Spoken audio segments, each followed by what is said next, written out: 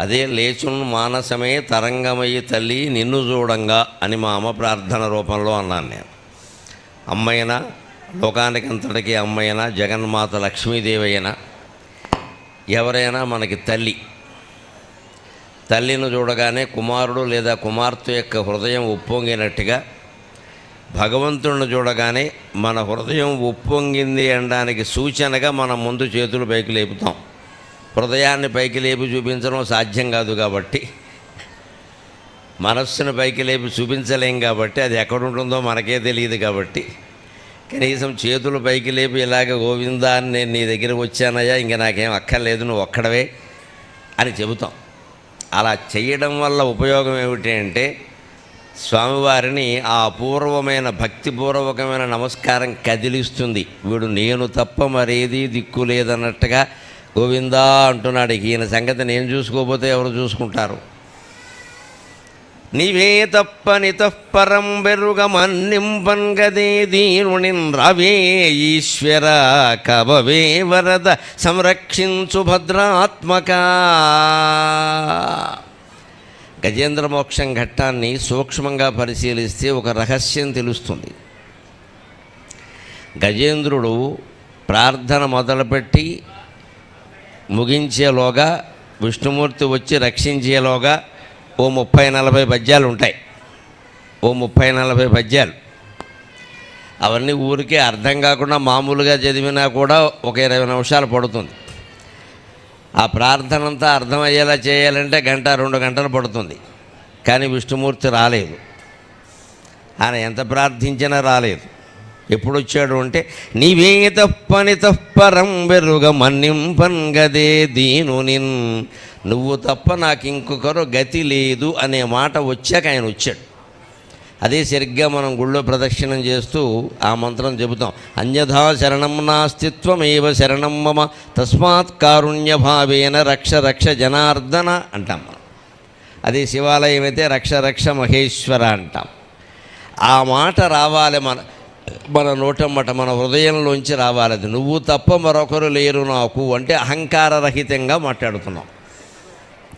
నేను చూసుకుంటానయ్యా, ఇది ఒక్కటి చేసి పెట్టు అంటే దేవుడికి ఎలా ఉంటుందంటే అన్నీ వీడు చూసుకుంటాట. ఏదో చిన్న పని ఆగిపోయింది, దానికి నేను కావలసి వచ్చాను గుమస్తాగాళ్ళగా, మిగిలినవన్నీ వీడు చూసుకుంటాట, ఏమాత్రం చూసుకుంటాడో చూద్దాంలే అని వదిలేస్తాడు. మొత్తం అన్నీ ఆగిపోతాయి. సంపూర్ణ శరణాగతి అంటారు దాన్ని. ఇక మనది అనేది ఏమీ ఉండద్దు అక్కడ. జీవుడు అనేవాడు ఎప్పుడూ ఆభాస, దేవుడే నిజం. ఆస్తికుడికి నాస్తికుడికి తేడా ఏమిటి అంటే, నాస్తికుడు ఏమంటాడు, దేవుడు లేడు కానీ నేనున్నాను అంటాడు. ఆస్తికుడు ఏమంటాడంటే, దేవుడే ఉన్నాడు నేనే లేను అంటాడు. అది ఆస్తికత్వం అంటే లెక్క. నాస్తికుడికి ఆస్తికుడికి ఒక్క మాటలో చెప్పొచ్చు తేడా. నాస్తికుడు ఏమంటాడు అంటే, దేవుణ్ణి నమ్మడు కాబట్టి దేవుడు లేడు, మరి నువ్వు ఉన్నావంటే నేను ఉన్నానుగా, ఇగో కనపడుతున్నానుగా 6 అడుగులు 3 అంగుళాలు అంటాడు. వీడికి శరీరమే నేను అనే భావన. అందుకని దేవుడు లేడు నేనున్నానంటాడు. అదే మనం ఆస్తికులు ఏమంటాం, నేనే లేనండి బాబు, ఉన్నదే దేవుడో, మళ్ళీ నేనెక్కడా అంటాం మనం. అలా అనగలిగే స్థితికి వెళ్ళాలి. అదే అద్వైత భావన అంటే. భగవంతుడికి మనకి తేడా లేదంటే భగవంతుడు మనం ఒకటే అని కాదు, మనం అనేది లేనేలేము, అసలు ఉన్నదే ఆయన. నేను అనేది లేనేలేదు. నేను నాది అని 2 ఉన్నంతకాలం షుగరు బీపీ 2 ఉన్నట్టే.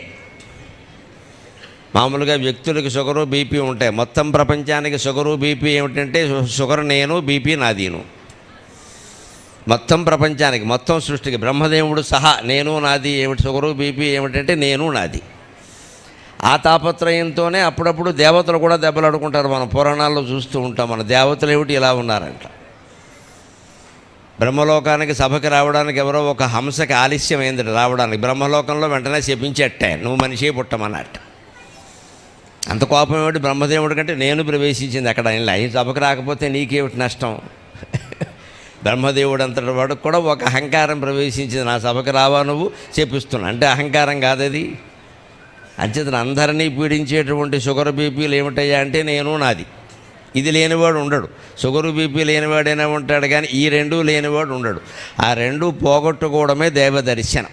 అందుకే మీరు ఇందాక అర్చకుల వారు ప్రధాన అర్చకులు చదివినటువంటి శ్లోకంలో చూడండి, సాధారణంగా వెంకటేశ్వర స్వామి గుడిలో పత్రికల మీద అదే వేస్తారు, ముందు అదే చదువుతారు. శ్రీ వెంకటాచలాధీశం శ్రియాధ్యాసిత వక్షసం శ్రితచేతన మందారం శ్రీనివాసముఖం భజే, శ్రితచేతన మందారం శ్రీనివాసముఖం భజే. ఇవాళ ఆ శ్లోకం అర్థంతో మనం మొదలు పెడుతున్నాం. శ్లోకాలు కానీ పద్యాలు కానీ ఊరికి కరపత్రాల మీద వేసుకోవడం, పాడుకోవడం, పారాయణ చేయడం వేరు, వాటి అర్థాన్ని తెలుసుకుని అనుభూతి చెందుతూ చదవడం వేరు. అర్థం తెలుసుకుని అనుభూతి చెందుతూ చదివామనుకోండి, మనస్సు లగ్నం కాకపోవడం ఉండదు. మనకెందుకు లగ్నం కాదు అంటే చదువుతున్న దాని అర్థం మనకేం తెలియదు, మన భాష కాదు. అది ఏదైనా మనం తెలుసుకుందామన్నా నీకేం తెలుస్తుందిలే అనేవాళ్ళే ఎక్కువ మన సమాజంలో. అసలు వీడికి తెలిసింది ఇంకెవరికి తెలియద్దని చాలామంది పండితులకు అభిప్రాయం, నాతో సహా. మా పండిత వర్గం అంతా ఇలాగే ఉంటారు, మీకేమీ తెలియకూడదు, ఎప్పుడు మీరు మా కాళ్ళమే పడుతూ ఉండాలి, అంతే లెక్క. మేము మహాపురుషుల కింద గౌరవించబడుతూ ఉండాలి. మా అమ్మ నాకు అది నేర్పలేదు, నీకేం తెలిసిందో అది వెంటనే అరగంటలో అందరికీ చెప్పారా అని చెప్పింది ఆవిడ, గొడవ లేకుండా. అందుకని నాకు ఏదైనా పొద్దున్న పుస్తకం చదివినప్పుడు ఒక కొత్త విషయం కనపడితే సాయంకాలం ప్రవచనంలో దాన్ని బయట ఎట్టేస్తాను, గొడవలేదు, ఇంకా అయిపోయింది. నా దగ్గర లేదు అది, మీ దగ్గరికి వెళ్ళిపోయింది. నా దగ్గర ఉంది, పెరిగింది, నాకు విద్య పెరిగింది మీకు చెప్పడం వల్ల, మీ దగ్గరికి వెళ్ళిపోయింది. మనుషులు అందరూ ఎదగాలి. ఇప్పుడు ఇక్కడ ఎన్ని వందల మంది ఉన్నారో ఏమైనా లెక్క పెట్టగలగామండి? వెంకటేశ్వర స్వామి సృష్టి చేసిన నక్షత్రాలు ఎన్ని ఉన్నాయో అంతమంది ఉన్నారు ఇక్కడ జనం జీవితం చెప్పాలంటే. భగవంతుడు సృష్టి చేసిన నక్షత్రాలు ఎన్ని ఉన్నాయో అంతమంది ఉన్నారు. ఇంతమందిని ఒక్కడు బాగు చేయగలడా ఎవడైనా? మానవ మాత్రుడు ఒక్కడి వల్ల అయ్యే పనే. ఎంత గొప్ప గురువైనా కానీ, ఆయన ఎంత అవతార పురుషుడైనా కానీ, ఒక్కడెవడైనా బాగు చేయగలడా? సాధ్యమేది. మనకి బాగుపడాలని ఉండాలి, మన ప్రయత్నం మనం చెయ్యాలి. దానికి పుస్తకాలు కానీ, గురువాక్యాలు కానీ, దైవ దర్శనాలు కానీ సహాయం చేస్తాయి. అంచేతను శ్లోకానికి కానీ మంత్రానికి కానీ చదివే నామాలకు కానీ అర్థం తెలిస్తే మనస్సు లగ్నం అవుతుంది వెంటనే. అర్థం చేయడం అంటే అర్థం. శ్రీ వెంకటాచలాధీశం, శ్రీ వెంకట అనే పేరు మీద ఉన్న వెంకటాచలానికి నువ్వు అధీశ్వరుడు అయ్యా అన్నారు. శేషాచల గరుడాచల వృషభాచల నారాయణాచల అంజనాచలాది శిఖరి మాలాకులస్య అని శ్రీనివాస గద్యలో ఉంటుంది. 7 కొండల పేర్లు వరుసగా చదువుతారు. శేషాచల గరుడాచల వృషభాచల నారాయణాచల అంజనాచలాది శిఖరి మాలాకులస్య అంటారు. అందులో వెంకటాచలం కూడా ఒకటే, అది ప్రధానమైంది. అందుకని శ్రీ వెంకటాచలాధీశం, వెంకటాచల పర్వతం మీద వెలిసి ఉన్నటువంటి ఓ స్వామి, అటువంటి నిన్ను నేను భజే నమస్కరిస్తున్నాను అని. పైగా శ్రియా-అధ్యాసిత వక్షసం, ఆయన వక్షస్థలం మీద ఎప్పుడూ లక్ష్మీదేవి ఉంటుంది. శ్రియా-అధ్యాసిత వక్షసం. అధ్యాసం అంటే సంస్కృతంలో అక్కడెక్కడో ఉన్నదాన్ని ఇక్కడికి తీసుకురావడం. ఏదైనా ఒక వాక్యం చెప్పేటప్పుడు వ్యాకరణంలో ఏమంటారు అంటే, ఇక్కడ సకారం అధ్యాస, ఇక్కడ ఈ భావం అధ్యాస. అంటే మేము చెప్పం, నువ్వు తెచ్చిపెట్టుకోని. దాన్ని చెప్పరు, నువ్వు తెచ్చిపెట్టుకో అని అర్థం. అక్కడ తొందరగా రా అని ఎవరికైనా చెప్పామనుకో, అర్థం ఏంటి? అందులో ముందు తొందరగా వెళ్ళమని అర్థం. తొందరగా వెళ్ళబడి తొందరగా ఎలా వస్తాడు? ఎవరికైనా మనం బయలుదేరుతుంటే తొందరగా రా అన్నామనుకో, ముందు తొందరగా వెళ్ళాలి కదా. తొందరగా రా అంటే వాడు అక్కడే కూర్చుని తొందరగా రమ్మన్నావు కానీ తొందరగా వెళ్ళమనలేదు కంటే ఇదే వెధవ చదువు అంటే అంటారు వెంటనే. తొందరగా వెళ్ళనవాడు తొందరగా ఎలా వస్తాడు? అది వేరే చెప్పాలా? ఇది అధ్యాస. తొందరగా రా అంటే తొందరగా వెళ్ళు అనేది అధ్యాస. అలాగ లక్ష్మీదేవిని స్వామివారు వక్షస్థలం మీద తెచ్చి పెట్టుకున్నాడు కావాలని. ఎందుకంటే డబ్బు మనకి జీవితంలో చాలా ముఖ్యం. పైగా లక్ష్మీదేవి వక్షస్థలంలో ఎవరికి ఉంటుంది? భార్య ఎవరైనా వక్షస్థలంలో ఎవరికి ఉన్నారు? మన దేవతల్లో విష్ణుమూర్తికి మాత్రమే ఉన్నారు. బ్రహ్మదేవుడికి భార్య నాలుక మీద ఉంది, శివుడికి భార్య శరీరంలో సగమై ఉంది, విష్ణుమూర్తికి వక్షస్థలం మీద ఉంది. మన అదృష్టం మన నెత్తి మీద ఉన్నారు భార్యలు, సంతోషం. మనం వాళ్ళకంటే గొప్పవాళ్ళం. వెనక సర్వమంగళాచార్యులు గారని ఒక ఆయన ఉండేవాడు, బహు చమత్కారంగా మాట్లాడేవాడు. సర్వమంగళ శాస్త్రి గారు. నిజామరాజులు పరిపాలించే కాలం అది. ఆయనకు ఒక ఆఫీసులో పని ఏర్పడింది. అప్పుడు ముస్లిం ఉద్యోగులు కదా అందరూ, ఈ ఉర్దూ భాష కదా, తాబేదార్, సుబేదార్, జమీందార్, శిరస్తాదార్ ఇలా ఉండేవి ఆ పదవులు. అందులో ఒక ఉద్యోగం ఉన్నాడు శిరస్తాదార్, వాడి పేరు అది. అదేదో ఉర్దూ భాషలో ఏదో మాట అది శిరస్తాదార్. అక్కడికి వెళ్ళాక ఆయనతో ఈయనకి పని వచ్చింది. ఈయనేమో సర్వమంగళ శాస్త్రి, వాడేమో శిరస్తాదార్. వీడి భాష ఆయనకి రాదు, ఆయన భాష వీడికి రాదు. కానీ పని అవ్వాలంటే కాస్త ఏదో పొగడాలి. ముందు డబ్బులైనా ఇవ్వాలి. గవర్నమెంట్ ఆఫీసులో పని ఇవ్వాలంటే డబ్బులు ఇవ్వాలి. లేకపోతే మా పోటుగాడైతే రెండు మంచి మాటలు చెప్పి ఏమిటో నీ ముఖం చూస్తుంటే అచ్చం వెంకటేశ్వర స్వామి చూసినట్టుగా ఉంది అనాలి. అంటే వాడు కాస్త వంగుతాడు. అందుకని ఆయనకి పని వచ్చింది. ఏమైనా పొగుడుతాడు, అది ఏమిటో తెలియదు. నువ్వేమిటి అన్నట్టు శిరస్థదార్ అన్నట్టు. వెంటనే ఈయనకి ఏం తోచింది, ఓ శిరస్థదారహ, నెత్తి మీద పెళ్ళాన్ని పెట్టుకున్నవాడు దానికి అర్థం సంస్కృతంలో. వెంటనే ఆయనకు పాండిత్యం ఉంది కాబట్టి ఉర్దూ పదాన్ని సంస్కృతంలోకి మార్చాడు. అది ఏ భాష అయితే మన భాషలోకి మార్చేద్దాం, మన భాషలోకి మార్చేద్దాం. దానికేమిటి, ఇప్పుడు కాకినాడ కాకినాడ అంటారు. కాకినాడ ఎలా వచ్చింది అనుకుంటున్నారు మీరు? కాకి లేదు, నాడా లేదు అక్కడ. బే కాకినాడలో 18 ఏళ్ళు ఉన్న వ్యక్తిగా చెబుతున్నా, కాకి లేదు, నాడా లేదు. కాకి ఎవడు నాడా కొట్టలేదు అక్కడ. కోకనదం అని ఏదో ఏం లేవు. పెండాల చెరువులో అన్ని పెండాలే ఉన్నాయి, ఎర్ర కలువలు ఏం లేవు. నేను చూసే వచ్చాను అక్కడ.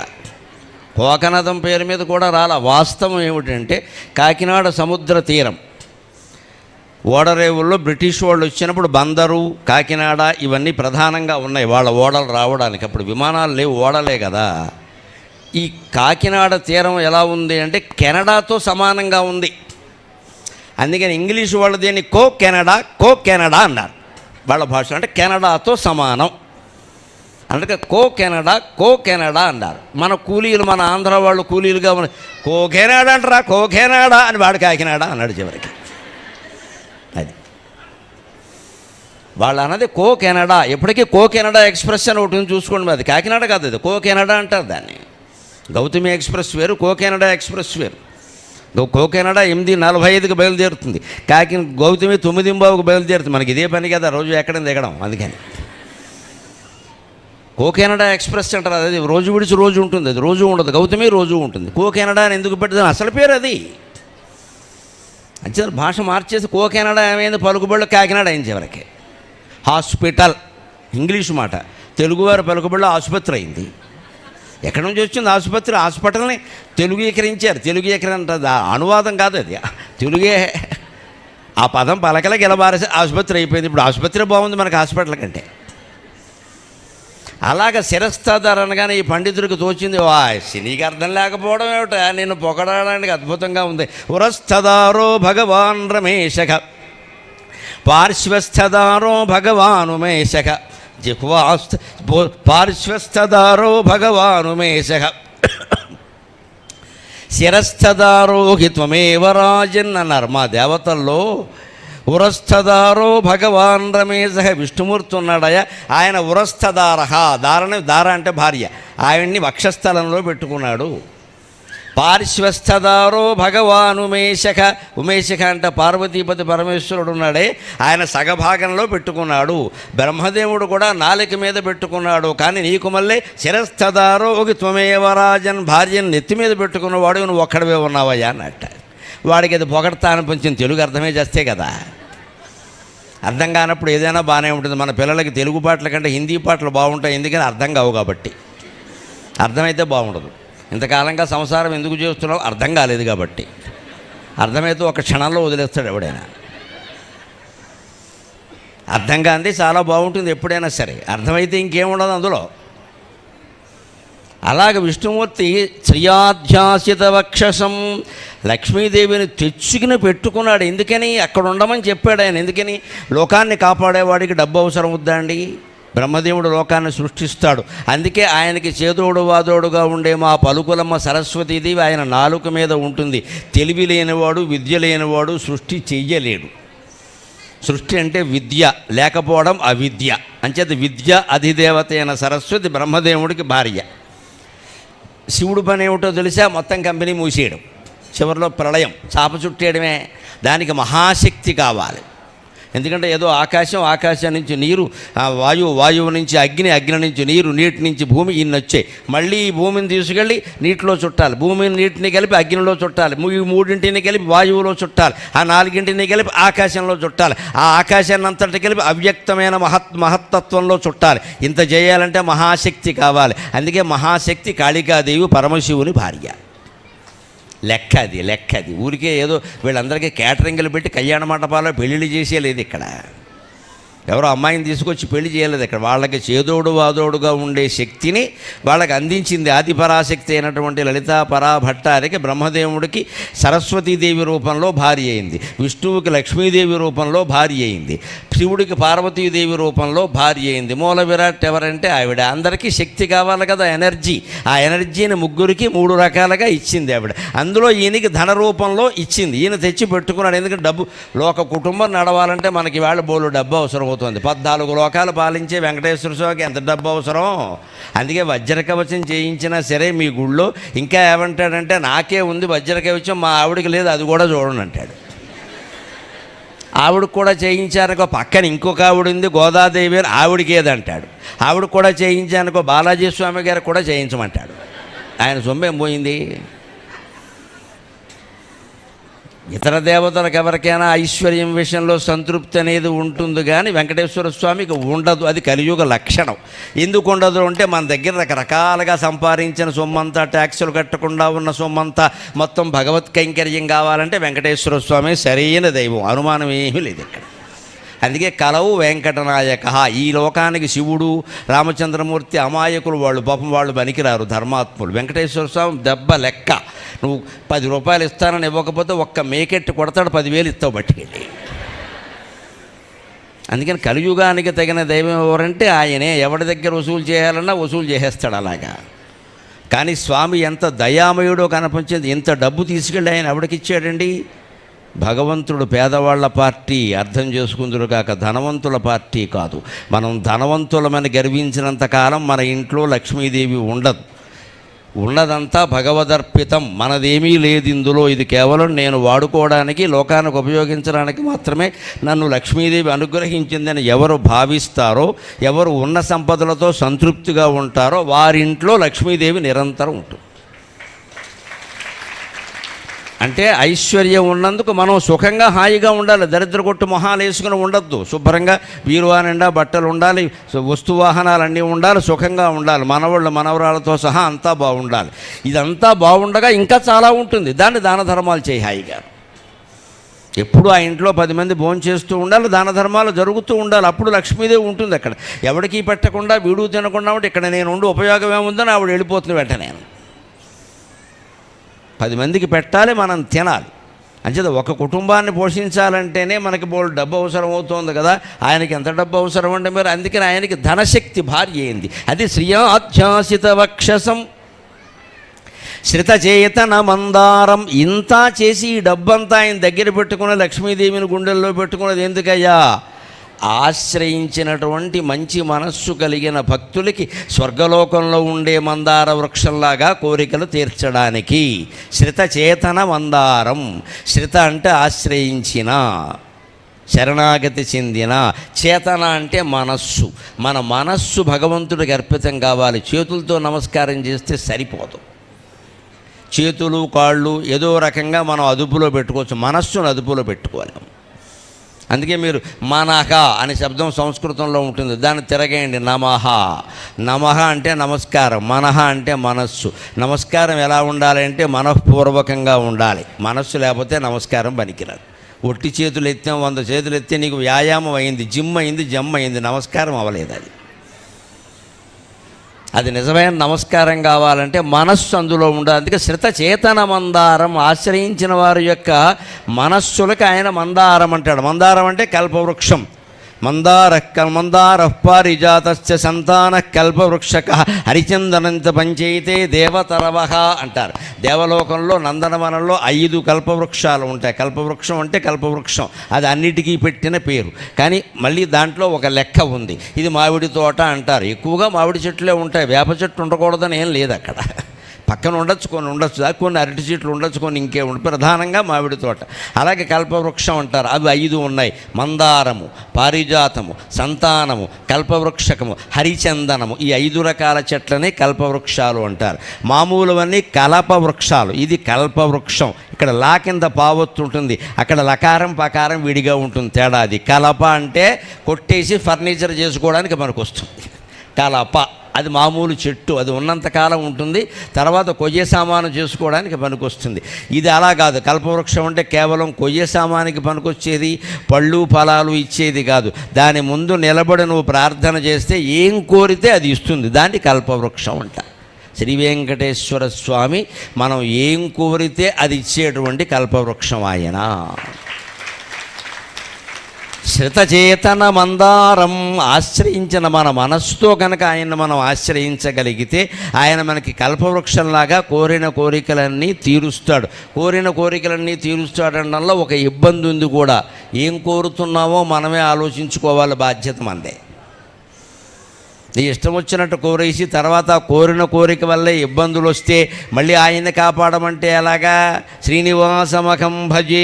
అందుకే చివరి మాటలో శ్రీకి నివాస స్థానము, అటువంటి ఆయన నేను భజిస్తున్నాను అన్నారు. అంటే మన కోరికలే మనని చాలా ఇబ్బంది పెడతాయి, ముఖ్యంగా డబ్బు సంపాదించిన కోరికలు. ఎవరైనా పేదరికంలో ఉన్న వాళ్ళని మీరు గమనించండి. మాట్లాడితే ఏమంటారో తెలుసా?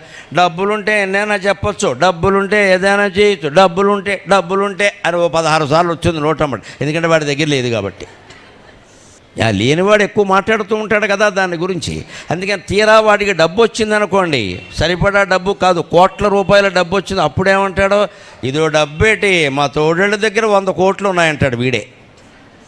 ఇదివరకు ఏమీ లేనప్పుడు డబ్బులుంటే ఏమైనా చేయొచ్చు, డబ్బులుంటే ఏదైనా చేయొచ్చు అన్నావు కదా, సరిపెట్టుకోవచ్చు కదా. 1 2 కోట్లు డబ్బు కదా, 100 కోట్లు వచ్చినా సరే మా తోడేళ్ళకి 4 ఫ్యాక్టరీలు ఉన్నాయి, నాకు ఒక్కటే ఉంది, మా ఆవిడ ఇంట్లో గొడవ చేస్తుంది అంటాడు. వీడి మీద చెప్పడు, వాళ్ళ ఆవిడ మీద చెబుతాడు. ఇక్కడ ఆయన అంటే బాగుండదని నేరుగా ఆవిడ మీద చెబుతాడు. ఇక్కడ అంటే ఆమె పోటీ వచ్చింది అక్కడ. ఇదే మరి కోరికలు ఇబ్బంది పెట్టేయా లేదా? నీకు నిజంగా డబ్బే అవసరమైతే డబ్బు భగవంతుడు ఇచ్చాడు కదా, సంతృప్తి చెందచ్చు కదా. ఇంకా ఎందుకు సుఖంగా లేవు? పోలిక కారణంగా. ఈ పోలికలే ఈవేళ మన ఇళ్లల్లో ఎన్ని ఇబ్బందులు సృష్టిస్తున్నాయో అందరికీ తెలుసు. ఒక ఇల్లు కట్టుకుంటే మన ఇల్లు మనం ఆలోచించి కట్టుకోవండి. తోడల్లుడో మేనల్లుడో ఎవడో ఒకడు కడతాడు ఒక ఇల్లు, వాడితో పోల్చుకుంటాం వెంటనే.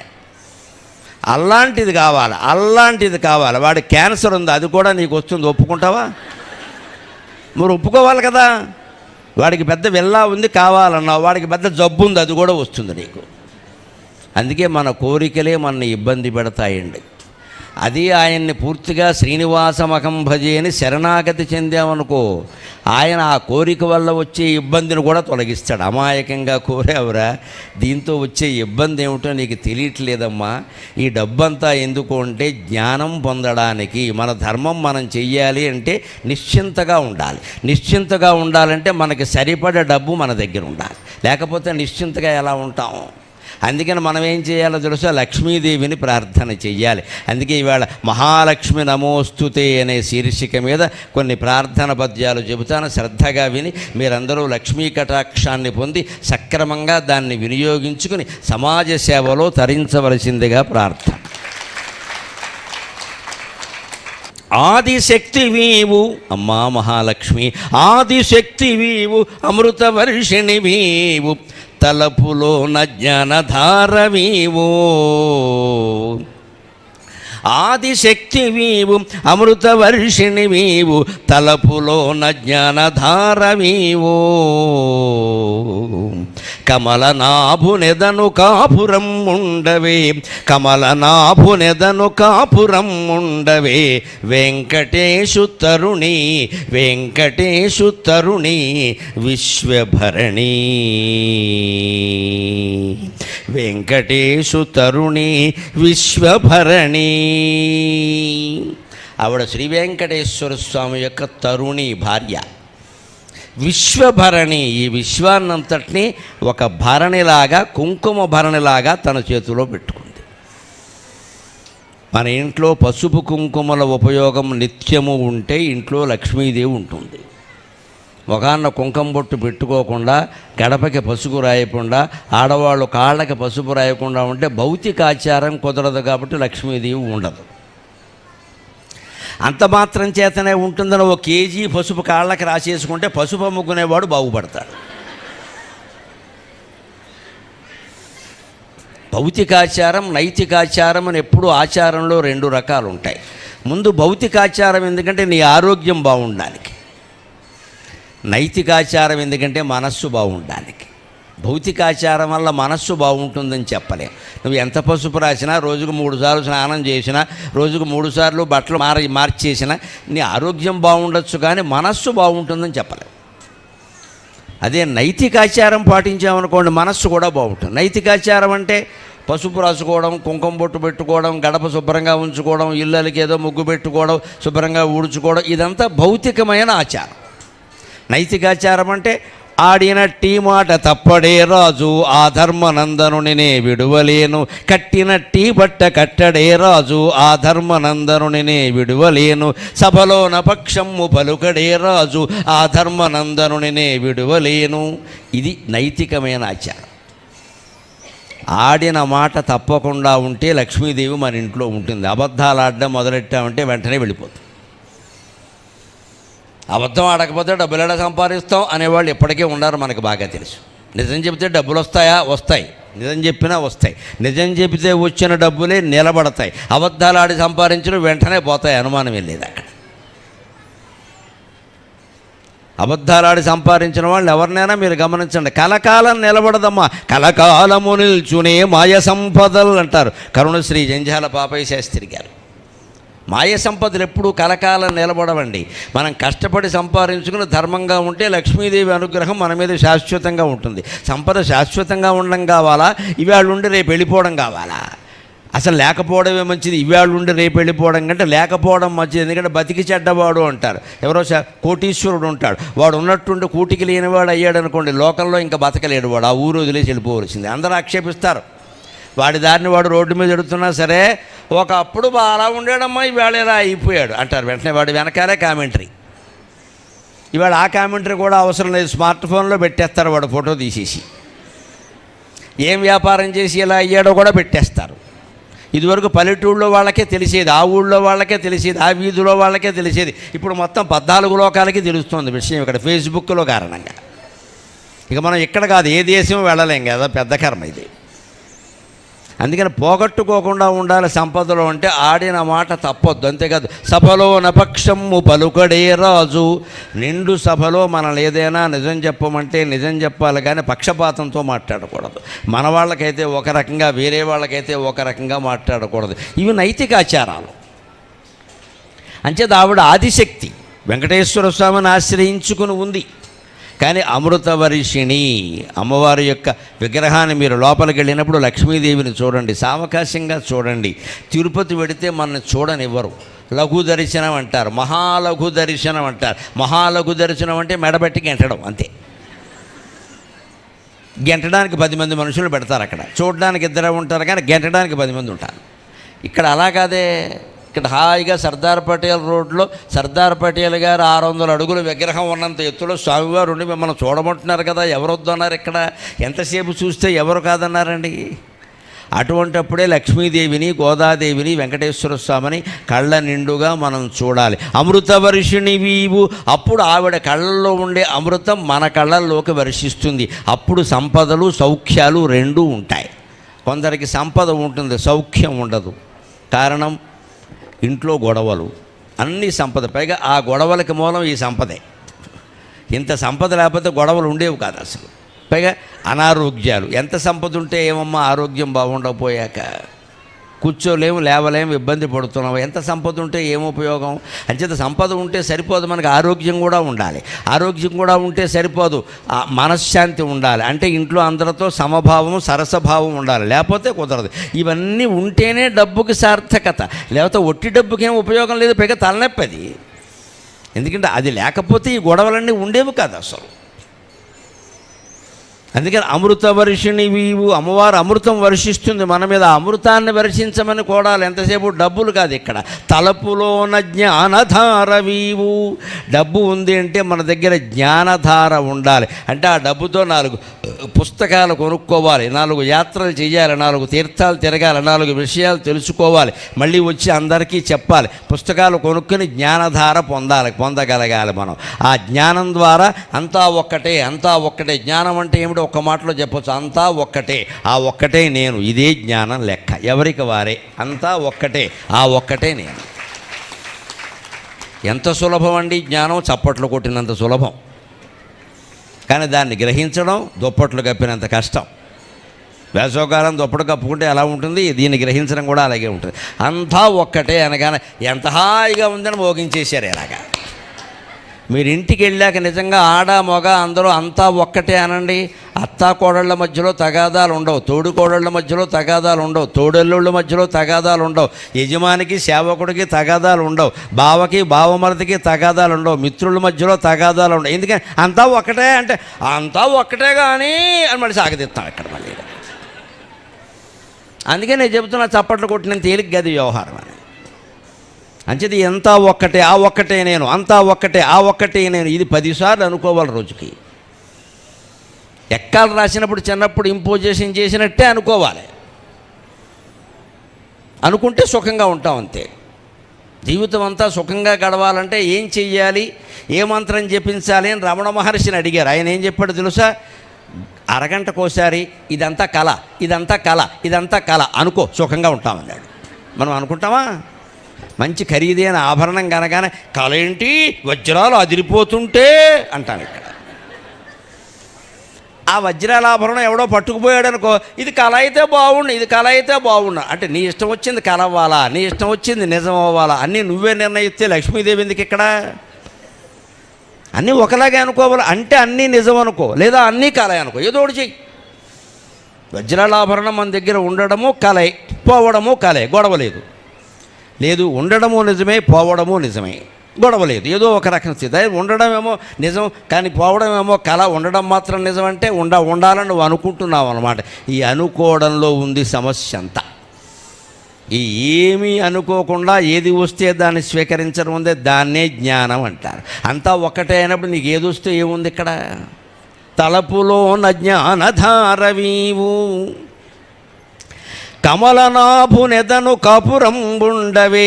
అంత జ్ఞానధార ఉండబట్టే ఆవిడెక్కడుందండి? కమలనాభుడు పద్మనాభుడైనటువంటి శ్రీ మహావిష్ణువు యొక్క వక్షస్థలం మీద ఆవిడకి చోటు దొరికింది. మరెవరికైనా అంత విశేషం దక్కిందా? నారదుడు ఉన్నాడా అక్కడ? ఆంజనేయుడు ఉన్నాడా? గరుత్మంతుడు ఉన్నాడా? బ్రహ్మదేవుడు కుమారుడు కదా ఆయన ఉన్నాడా? పరమశివుడు ఆయనకి చాలా మిత్రుడు కదా ఆయన ఉన్నాడా? ఒక్క లక్ష్మీదేవికి మాత్రమే భగవంతుని యొక్క వక్షస్థలం మీద ఉండేటువంటి హక్కు లభించింది. ఆవిడ అక్కడి నుంచి విడిచిపెట్టదు. పైగా నిత్యానపాయిని అంటారు. ఎందుకని? జ్ఞానధార. ఆ జ్ఞానధార కారణంగా అలా ఉండగలిగింది ఆవిడ. అటువంటి ఆవిడని ప్రార్థించేటప్పుడు మనం ఏం చేయాలో తెలుసు? ఎంతసేపు డబ్బులు అని కనకధారాస్తవం చదువుతూ కూర్చోవడం కాదు. ఆ డబ్బులతో ఏం చేయాలయ్యా? శాంతి భ్రాంతి చేయు సంసార దావాగ్నిని ఆర్పణించినావే అమృతమూర్తి. అమ్మవారి కళ్ళల్లో అమృత వర్షం ఎందుకు ఉంటుంది అంటే మన జీవితం దావాగ్నిగా మారిపోతే ఆ వర్షం ద్వారా అగ్నిని ఉపశమింపజేసి మనకు చల్లదనాన్ని శాంతిని ఇవ్వడానికి. ఎప్పుడు మీకు మనస్సులో చికాకు అనిపించినా వెంటనే ఇక్కడ ఉన్నటువంటి పటేల్ రోడ్లో ఉన్న పటేల్ గారు ఉన్నారు కదా, పెద్ద పటేల్. తెలంగాణలో పెద్ద పటేల్ అంటే పెద్ద జమీందారు. అందుకని మనకి పెద్ద పటేల్ ఎవరంటే వెంకటేశ్వర స్వామి. ఆయన దగ్గరికి వచ్చి దండం పెట్టుకున్నామనుకో, తీసేసినట్టుగా పోవట్లేదండి దుఃఖం మనకి తెలుస్తుంది కదా. నా దగ్గరికి వచ్చావు కదా, నేను చూసుకుంటాను లేరా అంటాడు ఆయన. ఆ ధైర్యం కలుగుతుందా లేదా? అన్ని రకాల నిరాశ నిస్పృహల్లో కూరుకుపోయిన వ్యక్తికి తిరిగి బతకాలనే ధైర్యాన్ని కలిగించే ఏకైక ప్రదేశం దేవాలయం. ఇక్కడ ఇంత అద్భుతమైన దేవాలయం కట్టారు. ఇక్కడికి నేను ఇప్పటికే 5-6 సార్లు వచ్చాను. గణపతిని దర్శించుకుని, స్వామివారిని దర్శించుకుని ఇలా వస్తుంటే వైకుంఠంలో ఉన్నట్టే ఉంటుంది ఇక్కడ. ఇటువంటి ఆలయం మీకు సన్నిహితంగా ఉండడం ఎంత అదృష్టం, మీరు ఎంత పుణ్యం చేసుకున్నారు. రోజు 2 పూట్ల వచ్చి స్వామివారిని దర్శించాలి. ఉండేటువంటి దుఃఖాలన్నీ పోతాయి. మన ఇల్లు, ప్రతి ఇల్లు కూడా కలియుగంలో వైకుంఠంలా విలసిల్లుతుంది. దేవాలయ దర్శనం అంత గొప్పది. అది ప్రతిరోజు చెయ్యాలి. ఒక నియమంగా పెట్టుకోరు. దూరంగా ఉన్నవాళ్ళు పోనీ వారానికి ఒకసారి వచ్చినా, దగ్గరగా ఉన్నవాళ్ళు రోజు రావచ్చు కదా. ఏమైంది, అంతకంటే గొప్ప పనులు ఏం చేస్తున్నాం మనం? ఎదవ ఫోన్ పట్టుకుని అస్తమానం కెలకడమే కదా. కెలికేదేదో ఇక్కడికి వచ్చి కెలకచ్చు కదా కాస్త. అది అస్తమానం అందులో ఏవో చూడకూడనవన్నీ చూసి వినకూడనవన్నీ విని అనవసరంగా బుర్రపాటు చేసుకునే కంటే ఇక్కడికి వచ్చి స్వామివారికి అమ్మవారికి దండం పెట్టుకుంటే ఎలా ఉంటుందండి? ఆ అనుభవం ఎలా ఉంటుంది అంటే, శాంతి భ్రాంతి చేయు సంసార దావాగ్నిని ఆర్పణించినావే అమృతమూర్తి, ధనము సంగి ఆర్పణించినావే అమృతమూర్తి, ధనము సంగి దాని తత్వం మొదలుపవే, ధనము సంగి దాని తత్వం మొదలుపవే, వెంకటేశు తరుణి విశ్వభరణి. ఈ జీవితం, సంసారం అంటే కుటుంబం అని అర్థం కాదండి. కుటుంబంతో సహా పుట్టింది మొదలు చచ్చే వరకు ఉన్నదంతా కలిపే సంసారం. మొత్తం జీవితం అంతా కలిపే సంసారం అంటారు. కేవలం కుటుంబం, పెళ్ళయిన తర్వాత ఏర్పడేదాన్ని కుటుంబం అంటారు. మొత్తం జీవితాన్ని సంసారం అంటారు. ఈ సంసారం ఎలాంటిది అంటే, సంసారదావదకనాకులభీకరోరుజ్వలావళీభి. శంకరాచార్య స్వామి కరావలంబ స్తోత్రంలో చెబుతారే, లక్ష్మీ నృసింహ మమ దేహి కరావలంబం, సంసారదావదకనాకులభీకరోరుజ్వలావళీభి, అతిదగ్ధతనూరుహస్య త్వత్పాదయుగ్మసరసీం శరణాగతస్య లక్ష్మీ నృసింహ మమ దేహి కరావలంబం. హే లక్ష్మీ నృసింహ మమ దేహి కరావలంబం. పెళ్ళి చేసుకునేటప్పుడు అనేక రకాల ఆశలు ఉంటాయి అబ్బాయికి అమ్మాయికి కూడా. తెల్లారితే నా లైఫ్ మారిపోతుంది అనుకుంటాడు వీడు. అనుభవం ఉన్న వాళ్ళని అడిగితే చెబుతారు ఎంత మారిపోతుందో. మారిపోవడం ఖాయం, మంచిగానా చెడ్డగానా అది వేరే విషయం. మళ్ళీ 3 ఏళ్ళు అయిన తర్వాత పలకరించండి, అదే పెద్ద మనిషిని, పెళ్లి కొడుకుని, ఎలా అబ్బాయి ఎలా ఉంది సంసారం అని, ఇలా ఉంటుందని అనుకోలేదు అన్నాడు. మీ నాన్న అడగాల్సింది, మీ అన్నయ్యని అడగాల్సింది, మీకంటే పెద్దవాళ్ళని అడుగుంటే చెప్పాడు. పోనీ ఆ అమ్మాయి ఏమైనా సుఖపడిందా? ఆ అమ్మాయిని అడగండి, ఏమమ్మా పెళ్ళి అయింది కదా సుఖంగా ఉన్నామంటే, I lost everything, no freedom. అయిపోయింది ఇక్కడ. మా నాన్న నేను ఏదంటే అది ఇచ్చారు, ఈయన అన్నిటికీ అడ్డం చెబుతున్నాడు ఇక్కడ అంటే, మరి వెంటనే ఏడాది కాకుండానే బయటకు వచ్చాయి, విడిగే కాపురం పెట్టాయి. నమశివాయ. అత్తగారు ఉండడానికి వీల్లేదు, ఆడపడుచులు ఉండడానికి వీల్లేదు. పోనీ వీళ్ళిద్దరు ఎవరైనా తిన్నగా ఉంటారా? కొట్టుకు చేస్తూ ఉంటారు అస్తమానం ఇక్కడ. మళ్ళీ గంటకోసారి పుట్టింటికి ఈవిడ ఫోను, పెద్దింటికి ఆయన ఫోను. ఎందుకు ఇలా తయారైందండి? ఆలోచించండి చాలా గంభీరంగా. ఇదివరకు పెళ్లి చేస్తే నికరం, ఇక మళ్ళీ మాట్లాడే పని లేదు. ఇంకా రెండో ఆలోచన వచ్చేది కాదు. ఇప్పుడు అలా లేదండి. ముందు కాపురం చేయి, తర్వాత చూడటం ఏంటి? ఇలా మొదలెట్టారు మాటలు. ముందు కాపురానికి వెళ్ళిపోయి తర్వాత చూడటం ఏంటి? రెండో ఛాన్స్ ఎప్పుడైతే ఉందని మనం చెప్పామో, కాపురం కాదమ్మా ఏదీ నిలబడదు ఖచ్చితంగా. అలా చెప్పకూడదు పిల్లలకి ఎప్పుడు. ఖచ్చితంగా ఇదే దిక్కు చేసుకోవలసిందే అని చెప్పాలంతే, మొగాడికైనా సరే ఆడదానికైనా సరే. ఈవేళ ఆ మాట లేదండి. చప్పట్లు మోగట్లా చూసారా? 2-3 మోగేవి. ఎవరికి ఇష్టం ఉండవు ఈ మాటలు. దెబ్బలాడు అంటే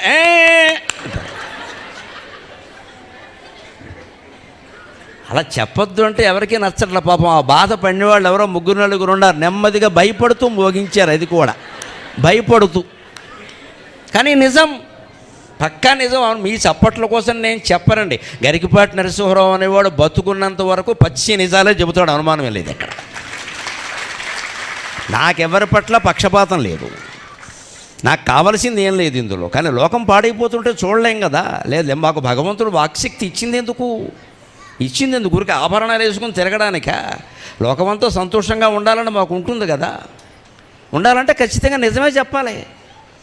అందుకని మాయ మాటలు చెప్పి అభ్యపెట్టేస్తే ఎలా కుదురుతుందండి? అసలు లోపం మనలో ఉన్నప్పుడు దేవుణ్ణి ఎంత ఆరాధిస్తే ఏం ఉపయోగం? ఈ లోపం తొలగించుకోకుండా. ఇది శాంతి భ్రాంతిని చేస్తుంది ఈ సంసార దావాగ్ని. నిజంగా చేరే ముందు ఆడది మగవాడు కూడా ఏదో సుఖంగా ఉంటాం, ఏదో పొందుతాం. ఆడపిల్ల కూడా అనుకుంటుంది పాపం, నాకు ఒక మంచి రక్షణ దొరుకుతుంది, నాకు ఒక మంచి రక్షణ దొరుకుతుంది, అన్ని సమస్యలు తీరిపోతాయి అనుకుంటుంది. ఆ తర్వాత వీడో పెద్ద సమస్య అయిపోతాడు, మిగిలిన సమస్య అలా ఉన్నాడు. అంతకుముందే సుఖంగా ఉన్నాడు, వీడో సమస్య అయిపోయాడు. ఇప్పుడు సమస్యలు తీరకపోగా వీడో సమస్య అయిపోయాడు. ఇప్పుడు అంటే ఆవిడ ఆశ నెరవేరలేదు, ఈయన ఆశ నెరవేరలేదు. ఏం జరిగింది? పెద్ద డ్రామా నడిచింది ఇక్కడ. అదే ఇక్కడ కవి అంటున్నాడు, శాంతి భ్రాంతి జేయు సంసార దావాగ్ని.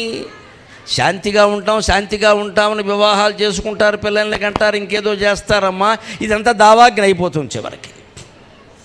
ఆర్పణించినవే అమృతమూర్తి. దాన్ని మళ్ళీ వెంకటేశ్వర స్వామి లక్ష్మీదేవో ఆర్పాల్సిందే, అంటే అమృత వృష్టి కురిపించాల్సిందే. అదే మనకి లక్ష్మీ నృసింహ కరావలంబ స్తోత్రంలో అద్భుతంగా చెబుతారు శంకరాచార్య. సంసారదావద కనాకుల భీకరోరుజ్వలావళీభిః అతిదగ్ధతనూరుహస్య త్వత్పాదయుగ్మసరసీం శరణాగతస్య లక్ష్మీ నృసింహ మమ దేహి కరావలంబం. ఈ జీవితం అనేది ఒక దావాగ్ని. మామూలు అగ్ని అంటే మన గ్యాస్ పై మంటుంది అనుకోండి, ఆర్పడం మన చేతుల్లో ఉంది. పోనీ ఏదో తాటాక మంట అనుకోండి, కొంత ప్రయత్నం చేస్తే ఆరిపోతుంది, నీళ్లు పోస్తే ఆరిపోతుంది. అడవిని కాల్చి అగ్నిని ఎవరూ ఆర్పలేరండి. మళ్ళీ వర్షం పడి ఆరాలి, లేకపోతే ఆరడం చాలా కష్టం. తిరుపతి కొండల్లో కూడా ఆ దావాగ్ని రేగింది అంటారు చూడండి, కనీసం 2 రోజుల వరకు ఆరదండి అది. అందుకే శంకరాచార్య స్వామి సంసార దావాగ్నిని ఏమంటున్నారంటే అతిదగ్ధతనూరుహస్య. ఎప్పుడైనా శ్మశానానికి వెడితే ఈ అనుభవం కలుగుతుందండి. వెళ్ళాలి, శుభం అశుభం అని భావించకూడదు. మగవాళ్ళు కాదు, శాస్త్రం ప్రకారం ఎవరిని నిషేధం చేయలేదు. వెళ్ళగలిగితే ఆడవాళ్ళు కూడా పెద్దవాళ్ళు వెళ్ళాలి. ఒక్కసారి వెడితే కలగవలసిన వైరాగ్యం అంతా కలుగుతుంది, కొంతమందికైనా కలుగుతుంది. నిషేధం ఎవరిని చేయలేదు. కాలక్రమంలో ఆడవాళ్ళని వెళ్ళొద్దని ఎందుకు అన్నారు అంటే, సున్నితమైన హృదయం ఉంటుంది కాబట్టి వాళ్ళు తట్టుకోలేరు, టక్కుమని వాళ్ళకి చాలా ఇబ్బందులు వస్తాయి. ఒక్కొక్కరు ఎలా ఉంటారు అంటే ఆ భర్తతోనో అన్నగారితోనో తండ్రితోనో ఉండే అనుబంధం కారణంగా ఉండలేక అందులోకి దూకేస్తారు ఆవేశంలో. ఈ ఎమోషన్స్ మగవాళ్ళ కంటే బాగా ఆడవాళ్ళకి చాలా ఎక్కువ భావోద్రేకాలు. అందుకని మన సంస్కృతిలో చెప్పారు, కానీ నిషేధమేం లేదు. నిజానికి వెడితే తెలిసేది ఏమిటో తెలుసా? శవం దహనం అవుతుంటే ఎప్పుడైనా ధైర్యం చేసుకుని చూడండి. కాళ్ళు కాలడం వేరు, చేతులు కాలడం వేరు, తలకాయ పేలడం వేరు. మధ్యలో గమనిస్తే చుర చుర చుర చుర చుర చుర అని ఒక 1000 సార్లు వస్తుందండి ఆ శబ్దం. నా తండ్రి దహనం అప్పుడు, నా తల్లి దహనం అప్పుడు నేను దగ్గరుండి చూశాను, దగ్గర బంధువులు. ఇవి కావాలనే. అయ్య బాబోయ్, శంకరాచార్య స్వామి ఎంత గట్టిగా చెప్పాడు రా అనుకున్నాను నేను. ఆ చొర చొర చొర చొరని ఎప్పుడు వస్తుందో తెలుసునా అండి? శరీరం మీద ఉండే వెంట్రుకలు కాలినప్పుడు వస్తుంది ఆ చప్పు. మొత్తం కాలినప్పుడు కాదు, ఈ వెంట్రుకలు కాలడం అంత కష్టం ఉండదు. రోమకూపాల్లోకి మంట వెళ్ళి చొర చొర చొర చొరని ప్రతీది ఉంటే, నిజంగా వాడు ప్రాణంతో ఉంటే ఇక మామూలు యాతన కాదు అది. ప్రాణం లేదు కాబట్టి భరిస్తున్నాడు అంతే. ఆ శవదహనం వేళ రోమకూపాల్లోంచి రేగే మంటలు ఎంత చొర చొర చొర చొరలాడించేస్తాయో, రోజు ఈ జీవితం అంత కాల్చేస్తోంది నన్ను అన్నారు ఆయన ఖచ్చితంగా. ఈవేళ అప్పుల పాలైన తర్వాత జీవితం చాలామందికి అలా ఉందా లేదా? ఏ పెద్ద ఉద్యోగస్తులైనా, సాఫ్ట్వేర్ వాళ్ళు సహా మీరు పరిశీలించండి. భార్యకి 2 లక్షల జీతం, భర్తకి 2 లక్షల జీతం. నిజంగా ఈఎంఐలు ఎంత అంటే అందులో 3 లక్షల ఈఎంఐలే, ఇక మిగిలేది 1 లక్ష. మళ్ళీ వాటికి నెల నెల మెసేజ్లు, ఇవన్నీ కట్టుకునేసరికి ఇద్దరికి గొడవ, ఒకళ్ళనొకళ్ళు తిట్టుకోవడం, ఇందులో ఒకళ్ళు ఊరేసుకోవడం, ఒకళ్ళు ఊరుదులు వెళ్ళిపోవడం, 2 అయిపోయినాయి ఇక్కడ. ఇప్పుడు ఏమంటారు దీన్ని? డబ్బులు ఉన్నందువల్లే కదా ఇవన్నీను. అలాగని పేదవాళ్ళు ఏమైనా సుఖంగా ఉన్నారంటే వాళ్ళ గొడవలో వాళ్ళు ఉన్నారు. అక్కడ హత్యలు, మానభంగాలు జరుగుతూనే ఉన్నాయి రకరకాలుగా. ఎవరూ సుఖంగా లేరండి. అందుకే దీన్ని ఏమన్నారంటే, శవదహనప్పుడు రోమకూపాలు మండుతుంటే వచ్చే మంట ఉంటుంది, అది నీ జీవితంలో ఖాయం.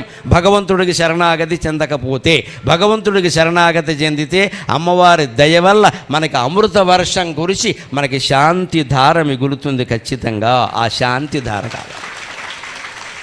అందుకోసం గుళ్ళోకి రావాలి, అందుకోసం కళ్యాణాది క్రతువులన్నీ చూడాలి, అందుకోసం మనం సమయం కేటాయించుకోవాలి. ధనమొసంగిదాని తత్వము తెలుపవే. లక్ష్మీదేవి డబ్బు ఇస్తుందండి, అనుమానం ఏమీ లేదు. కానీ దాని తత్వం తెలుసుకోమని చెబుతుంది. డబ్బు తత్వం ఏమిటండి? లక్ష్మీదేవి ఎక్కడ పుట్టిందో, ఎవరితో కలిపి పుట్టిందో చూస్తే డబ్బు అంటే ఏమిటో అర్థమవుతుంది. నమోస్తు నాళీకని భాననాయై. కనకధారాస్తవంలో చెబుతారు శంకరాచార్య, లక్ష్మీదేవి ఎక్కడ పుట్టింది, ఎవరితో పుట్టింది? లక్ష్మీం క్షీరసముద్రరాజతనజాం, పాలసముద్రంలో పుట్టింది, అది అందరికీ తెలుసు. ఆవిడతో పాటు ఎవరు పుట్టారో చూడండి, తెలుస్తుంది. మన తోబుట్టువులను బట్టి మన స్వభావం కొంత ఉంటుంది కదా. అన్నగారిలాగా తమ్ముడు, అక్కగారిలాగా చెల్లెలు ఉంటారని అంటారు కదా లోకంలో సహజంగా. అక్క అంతేనండి, చెల్లి అంతే, తమ్ముడు అంతేనండి, అన్నంతే అంటారు కదా. మరి ఆవిడకు కూడా తోబుట్టువులు ఉన్నారు. ఆవిడతో పాటు ఎవరు పుట్టారు? నమోస్తు నాళీకని భాననాయై, నమోస్తు దుగ్ధోదధి జన్మభూమ్యై, నమోస్తు సోమామృత సోదరాయై, నమోస్తు నారాయణ వల్లభాయై. ఈ నారాయణమూర్తికి ఆవిడ భార్య కావడానికి ముందు పాలసముద్రంలో పుట్టింది. అంటే డబ్బున్నవాడి మనస్సు పాలసముద్రంలా ఉండాలి, తెల్లగా ఉండాలి, చల్లగా ఉండాలి, అందరి పట్ల దయగలిగి ఉండాలి. అది లెక్క. అప్పుడే డబ్బు నిలబడుతుంది. నేను పాలసముద్రంలో పుట్టానురా, నువ్వు పాపాల సముద్రంలో పనిచేస్తూ ఉంటే ఎలాగా? అందుకని మనం సంపాదించిన ప్రతి రూపాయి స్వచ్ఛంగా ఉండాలి, పాలలా తెల్లగా ఉండాలి, పాలలా స్వచ్ఛంగా ఉండాలి. అప్పుడే అది నిలబడుతుంది. ఇంకోటి, ఆవిడతో పాటు ఎవరు పుట్టారు? నమోస్తున అళీకని భాననాయే. పుట్టుకతోటే ఆవిడ ఎలా పుట్టింది? పద్మప్రియే పద్మిని పద్మహస్తే పద్మాలయే పద్మదళాయతాక్షి. పద్మంలోనే కూర్చుని పుట్టింది. ఆవిడ పుట్టిన సముద్రంలోనూ నీరే కాబట్టి చుట్టూ పద్మాలే ఉన్నాయి. 2 చేతుల్లో 2 పద్మాలు ధరించింది ఆవిడ. అంచేత పద్మ అంటారు ఆవిడ. పద్మప్రియే పద్మిని పద్మహస్తే పద్మాలయే పద్మదళాయతాక్షి. ఆవిడ చేతులు పద్మాలు, ఆవిడ కళ్ళు పద్మాలు, ఆవిడ ముఖం కూడా పద్మమే. అంటే డబ్బున్న వాళ్ళ ముఖం ఎలా ఉండాలి? పద్మంలాగా వెలిగిపోతూ ఉండాలి. ఇందాక అర్చకులు నన్ను పరిచయం చేస్తూ పద్మశ్రీ గురించి ఎంత చక్కని మాట చెప్పారు. పద్మంలా ఉండడం అంటే ఏమిటి? కింద బురదే ఉంటుంది, బురదలోంచే పద్మం పుడుతుంది. కానీ పద్మానికి బురద అంటదు. మనం ఈ కుళ్ళుబోతు సమాజంలో ఉంటూ కూడా ఆ కుళ్ళు అంటకుండా జాగ్రత్త పడాలి. అది పద్మం అంటే, అది పద్మం అంటే. ఏం చేయాలి? పద్మం ఏం చేస్తుందో అదే చేయాలి. పద్మం ఏం చేసింది? బురదలోంచే పుట్టింది, బురదలో ఉండలేదు, పైకి ఎదిగింది, పైకి ఎదిగింది, పైకి ఎదిగింది. చెరువుకెళ్ళి పద్మాన్ని గమనించండి. నీటి మట్టం ఎంత ఎదిగితే అంతకంటే 2 అంగుళాలు పైకి ఎదుగుతుంది పద్మం. భగవంతుడు దానికి ఆ శక్తి ఇచ్చాడు. నీటి మట్టం ఎదుగుతూనే ఉంటుంది. ఈ పద్మం గురించి నీటి మట్టం ఆగిపోదు కదా.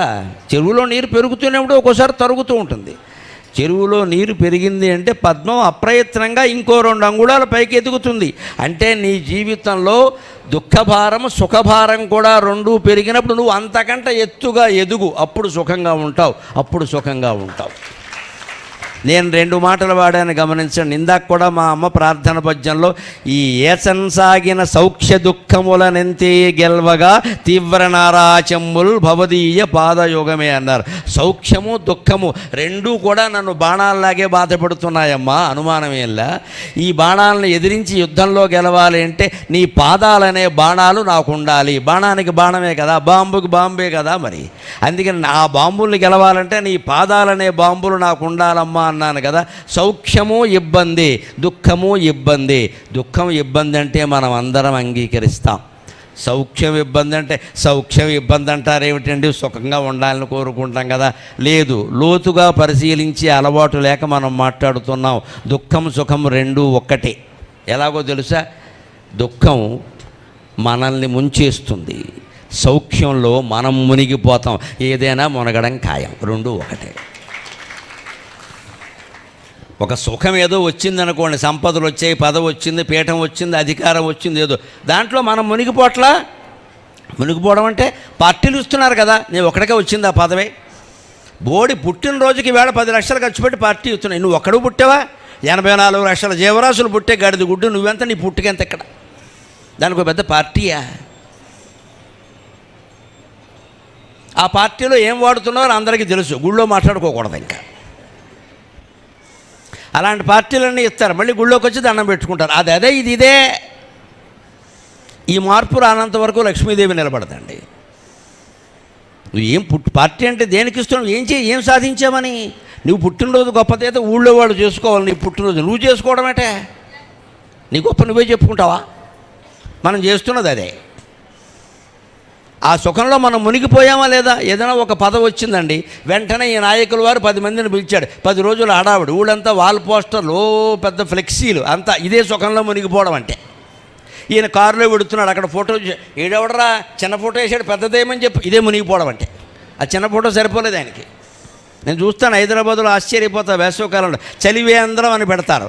ఉండేది ఒక్క కుండ, అక్కడ మొత్తం బోడుగుళ్ళు మాత్రం 16 ఉంటాయి. ఒక్క కుండకి ఇంతమంది గుళ్ళు అవసరమా? ఒక్క కుండ, ఒక్క గ్లాసు, పైన నాయకుల ఫోటోలు ఒక 20. ఈ 20 మందిని చూస్తే మనం అసలు నీళ్లు తాగలేం. ఒక్కోడు బొమ్మ 3 మటలు చేసినట్టుగా ఉంటుంది ఆ బొమ్మ. వాడు మొహం చూస్తే నీళ్లు తాగబుద్ధి కాదు. ఒక చలివేంద్రానికి ఇంత అడ్వర్టైజ్మెంట్ అవసరమా అంటే? ఇన్ని ఫోటోలు, మళ్ళీ దానికి ఒక పార్టీ, దానికి ఒక గుర్తు, వల్లకాడు, వచనపురం, ఇంత చేస్తే మంచినీళ్ళు ఇచ్చావు లేకపోతే మజ్జిగ ఇచ్చావు, అది కూడా మంచినీళ్ళలాగే ఉంది, అంతేనా? ఈ కొద్దిపాటి దానానికి అంత ప్రకటన అవసరమైతే ఈ సమస్త విశ్వాన్ని, చరాచర జీవరాశులు సహా అనంతమైన ప్రకృతి సమూహాన్ని మనకు సృష్టించేసినటువంటి వెంకటేశ్వర స్వామి ఎంత అడ్వర్టైజ్మెంట్ కోరుకోవాలండి, ఎంత అడ్వర్టైజ్మెంట్ కోరుకోవాలి. పొద్దున్నే నీ ఇంటి ముందు పువ్వులన్నీ రకరకాల రంగుల్లో కనపడుతున్నాయే, ఎవరు వేశారమ్మా రంగు? నువ్వు వేసావా, స్వామివారు వేశాడా? పొద్దున్నే నువ్వు ఇలా ఆవుని పిలవగానే, నువ్వు పిలవకుండానే పాలిస్తుంది, ఆ గోవు కడుపులో పాలు నింపింది ఎవరండి? బిడ్డ కడుపులో పడగానే తల్లి స్తనాల్లో పాలు నింపింది ఎవరండి? పువ్వులన్నిటికీ రకరకాల రంగులు వేసింది ఎవరండి? మేఘాల చేత వాన కురిపిస్తున్నది ఎవరండి? సముద్రపు నీరు ఆవిరిని చేసి, ఆవిరైన వీరు మేఘంగా చేసి, మేఘపు వర్షం రూపంలో కురిసేలా చేసి, చెరువై, కాలవై, నదై పంటలు పండింపజేస్తున్నది ఎవరండి? స్వామివారు ఒక్కరే కదా, స్వామివారు ఒక్కరే కదా. మరి చిన్న పనికి మనం ఎంత అడ్వర్టైజ్మెంట్ ఇచ్చుకుంటే, మనం అడగకుండానే సృష్టి అంతా ఇంత రమణీయంగా చేసి మనకి ఇచ్చినటువంటి భగవంతుడు ఎంత అడ్వర్టైజ్మెంట్ ఇచ్చుకోవాలో ఆయనకు ఆ దృష్టి ఉందా అసలు? ఇది భగవంతుడు గుళ్ళో గడితే కలిగే వైరాగ్యం. నేనే ఇంత గొప్పవాడిని అయితే మరి నువ్వెంతయ్యా, నీ ముందు నేనెంత అని వెంటనే నమస్కారం చేస్తాం మనం. ఇది నిరంతరం స్మరించుకోవాలి, లేకపోతే ఈ సంసారం అనే దావాగ్నిలో పడిపోతాం ఇక్కడ. అందుకని ధనం ఇస్తుంది అమ్మవారు, దాని తత్వం తెలుసుకోమని చెబుతుంది. తత్వం అంటే, ఒరే నేను పాల సముద్రంలో పుట్టానురా, నువ్వు కూడా ప్రతి రూపాయి పాల సముద్రంలో పుడుతోందా? కష్టపడే సంపాదించావా, ఎవడ సొమ్మేనా కొట్టేసావా? ఆలోచించుకో. ఎవరికి వాడికే తెలవాలది, ప్రభుత్వం వారు పట్టుకోలేరు. రెండోది, ఆవిడతో పాటు ఎవరు పుట్టారు? నమోస్తున్న అళీకని భారణ, ఆవిడ పద్మం లాంటి ముఖంతో పుట్టింది. అందుకని నువ్వు కూడా పద్మంలాగా జీవితంలో దుఃఖాన్ని, సుఖాన్ని రెండింటినీ దాటి పైకి ఎదుగుతున్నావా? సుఖం వచ్చినా పెద్దగా పట్టించుకోవద్దు, అలాగే దుఃఖం వచ్చినా పట్టించుకోవద్దు. సుఖం వస్తే పట్టించుకోకుండా ఉండడం అలవాటైతే, దుఃఖం వచ్చినా కూడా పట్టించుకోమండి, అనుమానమే లేదు. ఓ పరీక్షలో విద్యార్థికి ఎవరికైనా మంచి ఏదో ర్యాంక్ వచ్చిందనుకోండి, దానికి పెద్ద పార్టీ మనం ఇచ్చామనుకో, వచ్చే ఇబ్బంది ఏమిటో తెలుసా? తర్వాత వాడికి ఆ ర్యాంక్ రాకపోతే తట్టుకోలేడమ్మా, ఉరేసేసుకుంటాడు వెంటనే. అందుకే ర్యాంక్ వచ్చిన వాళ్ళకి ఎప్పుడూ పార్టీలు ఇవ్వద్దు. బాగుంది అబ్బాయి, చాలా బాగా చదువుకున్నావు, అది నిలబెట్టుకో, అది నిలబెట్టుకో, ఇంగ్లీష్లో కీప్ ఇట్ అప్ అంటారు, అంతే. అంతేగాని మనమే పక్కింటి వాళ్ళని, పైవాట వాళ్ళని పిలిచేసి బ్రహ్మాండమైన పార్టీలు ఇచ్చేసామనుకో, వాడికి బాగా గర్వం వచ్చేస్తుంది. ఇంకా తర్వాత మళ్ళీ పరీక్షల్లో అంత ర్యాంకు రాలేదనుకో, అయిపోయింది అంటాడు వెంటనే. ఇక్కడ ఈ నీరసం, నిస్పృహ ఎందుకు వచ్చింది? ముందు పార్టీ ఇవ్వడం వల్ల వచ్చింది. అంచేత నీకు వచ్చింది పెద్ద ర్యాంక్ ఏం కాదబ్బాయి, చాలామందికి వస్తుంది ఇది, నువ్వు నిలబెట్టుకో, మంచివాడివే, సంతోషం, దేవుడి గుళ్ళోకి వెళ్ళి దండం పెట్టుకో, దేవుడి దయ వల్ల వచ్చింది అది అంటే. తర్వాత ఏదన్నా దుఃఖం వస్తే అది కూడా దేవుడి దయ వల్లే వచ్చింది కదా అనుకుంటాడు సుఖంగా. ఈ అలవాటు చెయ్యాలి, అప్పుడు సుఖ దుఃఖాలు సమానంగా తీసుకుంటాం. తేడా ఏం లేదు, సుఖంలో మనం మునిగిపోతాం, దుఃఖం మనల్ని ముంచేస్తుంది. ఏదైనా మునిగిపోవడం ఖాయమే కదా. అందుకని రెండింటినీ తేలిగ్గా తీసుకోవాలంటే, బురదలో పుట్టిన పద్మం బురదంటకుండా, నీరంటకుండా పైకి ఎదిగినట్టుగా మనం కూడా పైకి ఎదగాలి. అందుకని నమోస్తున అళీకని భాననాయై, నమోస్తు దుగ్ధోధది జన్మభూమ్యై, నమోస్తు సోమామృత సోదరాయై. సోమ అంటే చంద్రుడు, అమృత అంటే అమృతం, ఈ రెండు అమ్మవారితో పాటే పుట్టే. అమృతం ఎక్కడ పుట్టిందండి? క్షీరసాగరంలోనే కదా, మధిస్తూ ఉంటే పుట్టింది కదా అమృతం. విషం కూడా అక్కడే పుట్టింది కదా, విషము అక్కడే పుట్టింది, అమృతము అక్కడే పుట్టింది. గమనించండి, క్షీరసాగరం అంటే మన మనస్సు, విషము నీ మనస్సులోనే పుడుతోంది, అమృతము నీ మనస్సులోనే పుడుతోంది. నీ మనస్సు నువ్వు గమనించుకోగలిగితే అందులో భగవంతుడు తప్ప ఎవరూ లేకపోతే ఎప్పుడూ అమృతమే ఉంటుంది, విషం ఉండదు ఖచ్చితంగా. అందుకే శంకరాచార్య స్వామి శ్రీ మహావిష్ణువుని వర్ణిస్తూ ఓ మాట అంటారు, ఈ పెదవి కౌస్తుభంలా ఉందిట. మహావిష్ణువు యొక్క పెదవి కౌస్తుభమణిలా ఉందిట. కౌస్తుభమణి ఎర్రగా ఉంటుంది కదా ప్రకాశిస్తూ, ఆయన పెదవి ఎర్రగా శివుడిని వర్ణిస్తూ అంటారు. ఆయన శివుడు పెదవి ఎర్రగా కౌస్తుభమణిలా ఉందట. కౌస్తుభమణి ఇక్కడికి ఎందుకు వచ్చిందండి శివుడు పెదవి మీద కంటే? ఏమంటారో తెలుసా? ఎవరైనా అక్కగారు పెళ్ళి అయిపోయాక దూర ప్రాంతం వెళ్ళిపోతే చెల్లెలు ఆ దగ్గరకు ఎప్పుడైనా చెల్లెల్ని చూద్దాం అనిపిస్తుంది కదా, మా చెల్లిని చూడాలి అనుకుంటుంది కదా. కౌస్తుభం ఎక్కడ పుట్టింది? పాలసముద్రంలో కదా. విషం ఎక్కడ పుట్టింది? పాలసముద్రంలో కదా. శివుడు కంఠాన్ని విషంలో ధరించాడు కదా. అంటే కౌస్తుభమణికి విషం చెల్లెలే కదా. తన చెల్లెల్ని చూద్దామని కౌస్తుభమణి శివుడు పెదవి రూపంలో కంఠంలో ఉండే విషానికి దగ్గరగా వచ్చింది అన్నాడు ఆయన. మన చెల్లెలు హైదరాబాద్లో కాకుండా ఇంకో సికింద్రాబాద్లోనో లేకపోతే అమలాపురంలో ఉందన్నా వెళ్ళి చూస్తాం కదా. మన తమ్ముడు ఉన్నాడంటే చూస్తాం కదా. అలా ఏడాదికి వచ్చారని అక్కగారికి చెల్లెలను చూడాలని అనిపిస్తుంది కదా. కౌస్తుభం ముందు పుట్టింది, విషం తర్వాత పుట్టింది. విషం ఎలాగూ శివుడి కంఠంలో ఉంది, కౌస్తుభం ఆయన పెదవి కింద మారింది. ఇలాగా అక్కడెందుకుంది కౌస్తుభం అంటే చెల్లిని చూడడానికి అక్కగారు వచ్చిందండి, తప్పే ఉంది అంటాడు ఆయన. మానవ సంబంధాలు అలా ఉండాలి, చూడాలి కదా. మన వాళ్ళ గురించి మనం అనుకోవాలి కదా. చనిపోగానే మర్చిపోతే ఎలాగండి? ఈ మధ్యన జరుగుతున్నది ఏమిటంటే చనిపోయిన వాళ్ళని కాదండి, బతుకున్న వాళ్ళని కూడా మర్చిపోతున్నారు. అసలు అవసరాలు తప్పితే మానవ సంబంధాలు ఏమీ లేవు. అందుకే మన సంస్కృతిలో చనిపోయిన వాళ్ళకి పితృకార్యాలు పెట్టారు. మన బంధువర్గంలో ఎవరు పోయినా పితృకార్యం సమయానికి అందరూ రావాలి, వారిని గురించి తలుచుకోవాలి, వారు చేసిన మంచి పనులన్నీ అనుకోవాలి. అవి మనం వీలైనంత వరకు కొనసాగిద్దాం అనుకోవడం వల్ల ప్రయోజనం ఏమిటో తెలుసా?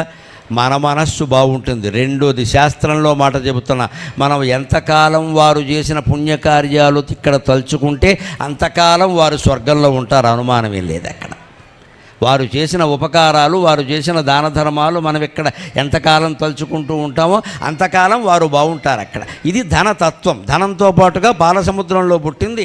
చంద్రుడు పుట్టాడంటే మన మనస్సు చందమామలా ఉండాలి. చందమామ వెన్నెల కురిపిస్తాడు, అమృతం కురిపిస్తాడు. అలాగే డబ్బున్న వాళ్ళందరూ లోకానికి అమృతాన్ని కురిపించాలి. దానికి వెంకటేశ్వర స్వామి ఉదాహరణ. ఆయన పేదవాళ్ళని ఆదుకున్నాడు, ఎక్కువ ధనవంతులను కాదు. కుచేలుణ్ణి సంపన్నుణ్ణి చేశాడా లేదా కృష్ణావతారంలో? కుబేరుడు బాకీ ఇప్పటికీ తీర్చలేదు, వడ్డీయే గడుతున్నాడు ఆయన.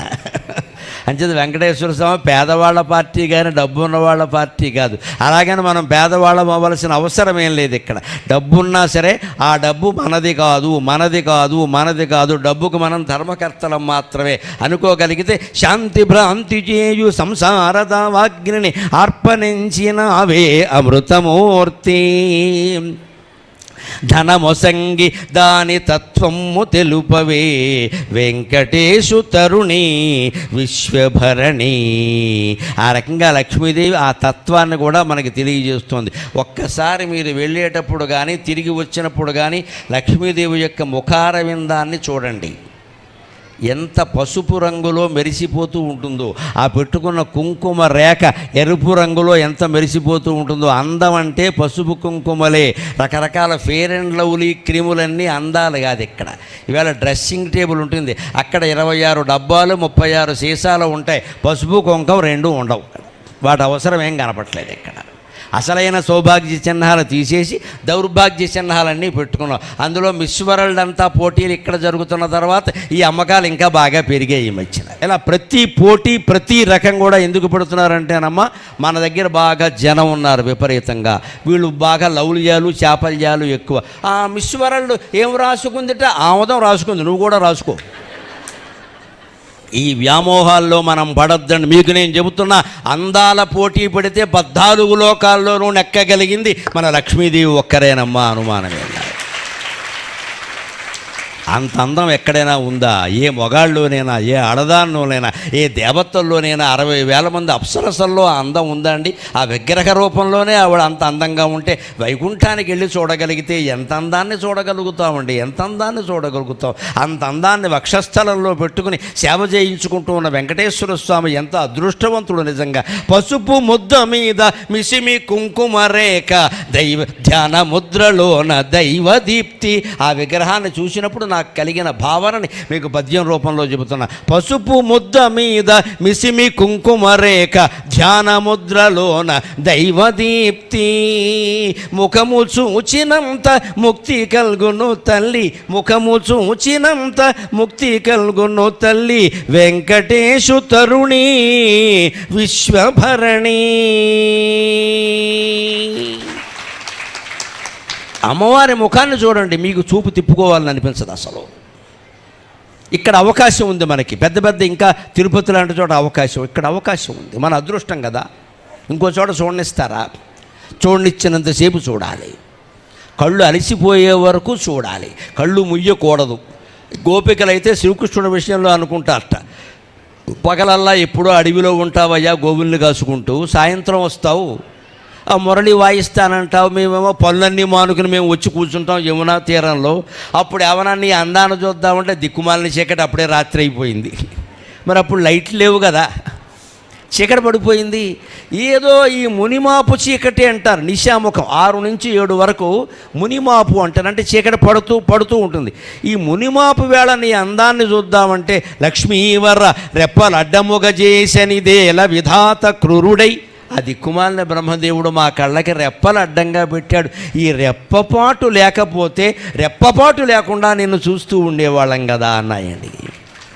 అది గోపికల భక్తి, అది గోపికల భక్తి.